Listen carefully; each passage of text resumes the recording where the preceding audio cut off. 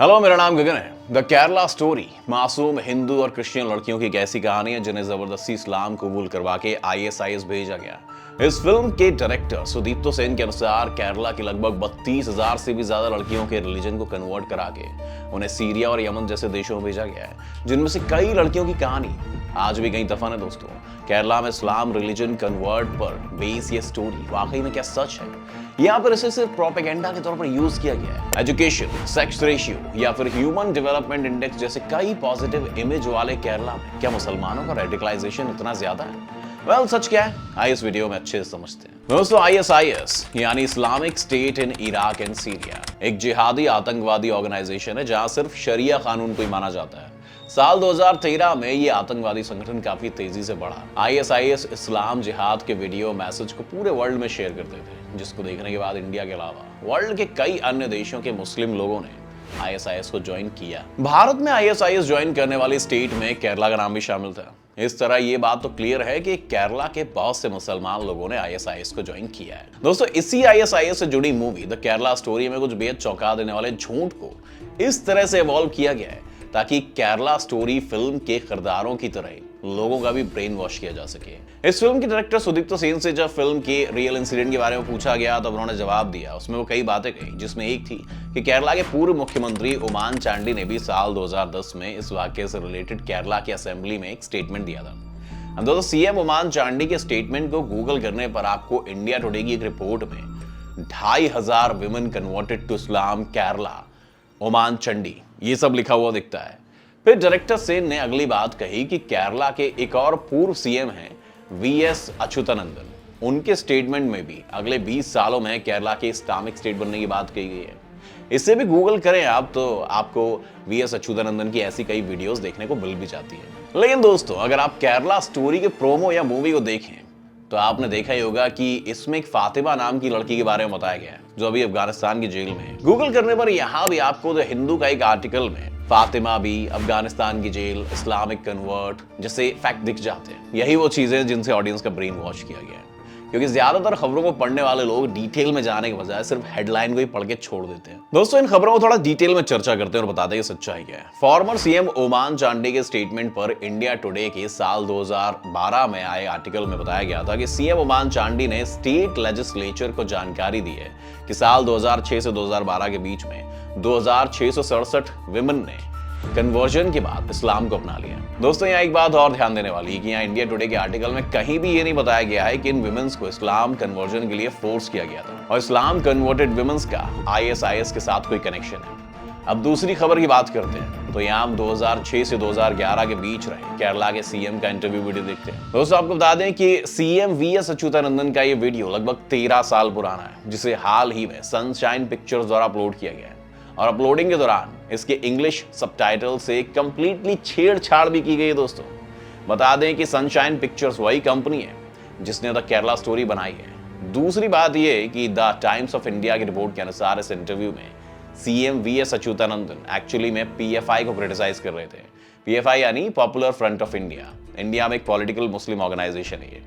इस इंटरव्यू के दौरान वीएस अच्युतानंदन पीएफआई को कह रहे हैं कि वो जबरदस्ती दूसरे धर्मों के यूथ को पैसे का लालच देकर उनकी मुस्लिम औरतों से शादी करवा रहे हैं। दोस्तों, यहां भी गौर करने वाली बात यह है कि इस पूरे इंटरव्यू की रिपोर्ट में आईएसआईएस का नाम कहीं भी नहीं आया और साथ ही यहाँ यूथ का मुस्लिम औरतों से शादी करने का जिक्र किया गया है, ना कि मुस्लिम पुरुषों से, जबकि मूवी में यूथ गर्ल्स को मुस्लिम लड़कों से शादी करने के लिए उकसाया गया था। दोस्तों, हम द हिंदू के उस आर्टिकल की बात कर लेते हैं जिससे तोड़ मरोड़ के फिल्म के प्रोमो में दिखाया गया कि कुछ नॉन मुस्लिम लड़कियां हैं जिनका ब्रेन वॉश करके उन्हें इस्लाम में कन्वर्ट किया जाता है।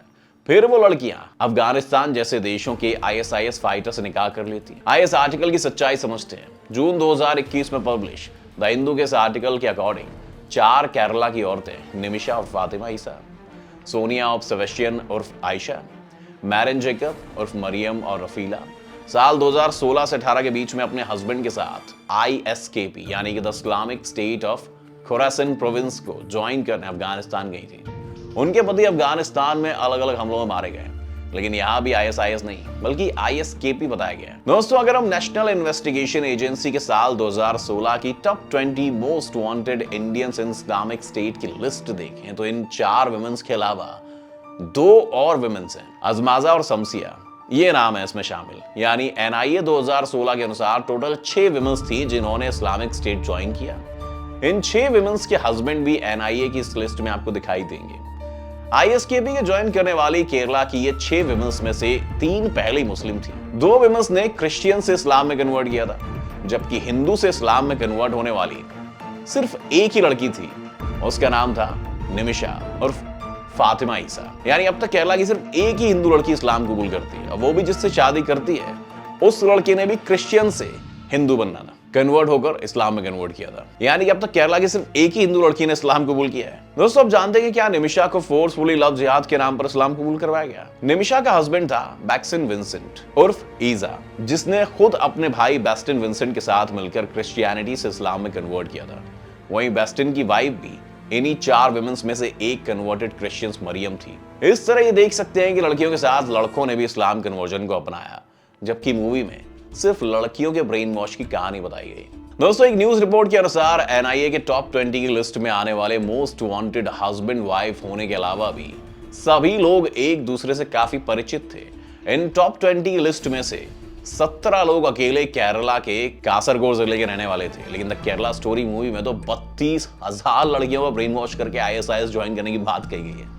आइए अब इस 32,000 वाले आंकड़े की रियलिटी को समझते हैं। दोस्तों, Vladimir Voronkov, the under secretary general of United Nations officer of counter terrorism के द्वारा बताया गया कि पूरे वर्ल्ड में 110 देशों के लगभग 40,000 फॉरेन टेररिस्ट फाइटर इस्लाम के कॉन्फ्लिक्ट को ज्वाइन करने सीरिया और इराक गए थे। इसके अलावा ICR यानी कि international centre for study of radicalisation, King's college of London की साल 2018 की एक स्टडी है, उसकी रिपोर्ट के अनुसार 41,490 लोग 80 अलग अलग देशों से ISIS से रिलेटेड हैं। इन दोनों रिपोर्ट में एक आकलन किया जा सकता है कि लगभग 40 से 42,000 लोगों ने अलग अलग देशों से ISIS ज्वाइन किया। अब इनमें से इंडिया से कितने और फिर केरला से कितने, आइए जानते हैं। दोस्तों, US की ब्यूरो ऑफ काउंटर टेररिज्म की सितंबर 2020 में पब्लिश कंट्री रिपोर्ट के अकॉर्डिंग NIA ने टेररिज्म के लगभग 34 केस को इन्वेस्टिगेट किया था।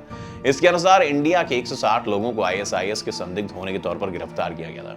ORF यानी ऑब्जर्वर रिसर्च फाउंडेशन की अक्टूबर 2019 में पब्लिश रिपोर्ट के अनुसार साल 2014 से 18 के बीच इंडिया में प्रो ISIS केस लगभग 180 से 200 तक है। एक तीसरी रिपोर्ट NDTV के अनुसार जून 2021 में इंडियन होम मिनिस्ट्री ने कहा था कि इंडिया में ISIS ऑपरेट करने वालों के नंबर 155 तक है। अब इंडिया में तो ISIS वालों के नंबर का तो सिर्फ इतना ही आंकड़ा है। जानते हैं कि इनमें से केरला के कितने हैं? दोस्तों, ORF की इसी रिपोर्ट के अनुसार इंडिया में 180 से 200 केसेस में से 40 केस केरला के हैं, लेकिन इनमें उन लोगों का नाम भी शामिल है जिन्होंने ISIS का प्रोपेगेंडा भी फैलाया था। तो फिर एक्चुअल में कितने लोगों ने ISIS को ज्वाइन किया था, उस बारे में US की डिपार्टमेंट ऑफ स्टेट की रिपोर्ट बताती है कि नवंबर 2020 तक मात्र 66 Indian origin ISIS fighter involve थे। स्टार न्यूज ग्लोबल के अनुसार भारत के 66 ISIS फाइटर्स में से मात्र 13 विमेन्स हैं।